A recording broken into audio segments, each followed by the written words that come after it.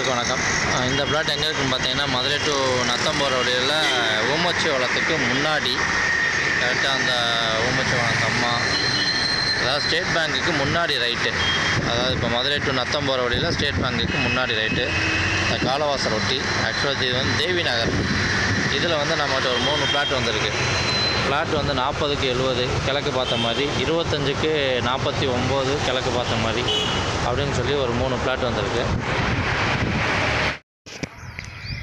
நீங்கள் அந்த ரோட்டில் உள்ளே வந்தீங்க அப்படின்னா கரெக்டாக 20 அடி ரோடு, அப்ரோடு பிளாட்டு. பிளாட் சைஸ் வந்து 25க்கு 49 இதான் பிளாட்.